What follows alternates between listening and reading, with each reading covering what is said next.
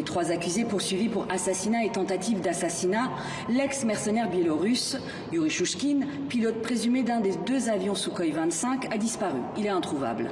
Et ses copilotes présumés, les Ivoiriens Ange Atuali et Patrice Ouey, ont été amnistiés en 2007 dans leur pays.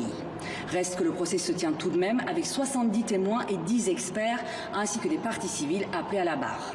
Des témoignages qui visent à éclaircir les zones d'ombre de cette affaire, à savoir qui a ordonné le bombardement de la base de Bouaké et pourquoi les autorités françaises n'ont-elles pas arrêté les auteurs et leurs complices présumés. Cet après-midi, on a pu voir des photos et des vidéos de l'attaque et entendre un premier témoignage, celui d'un militaire français qui, selon Maître Jean Ballon, avocat des parties civiles, apporte 2 éléments essentiels. On pouvait arrêter immédiatement les pilotes à la descente de l'avion, contrairement à ce que disait, parce qu'ils n'étaient protégés pas du tout par des centaines de militaires ivoiriens. Donc c'était très simple de les arrêter.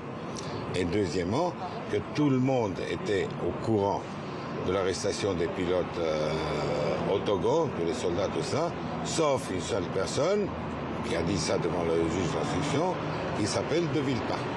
Dominique de Villepin, ministre de l'Intérieur à l'époque des faits, qui a été appelé à la barre comme témoin, tout comme 2 autres anciens ministres français, Michel Barnier, ministre des Affaires étrangères, et Michel Alliot-Marie, ministre de la Défense en 2004.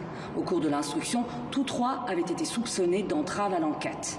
Le procès va se poursuivre pendant 3 semaines jusqu'à la mi-avril avec d'autres témoins, dont des généraux et des officiers du renseignement français.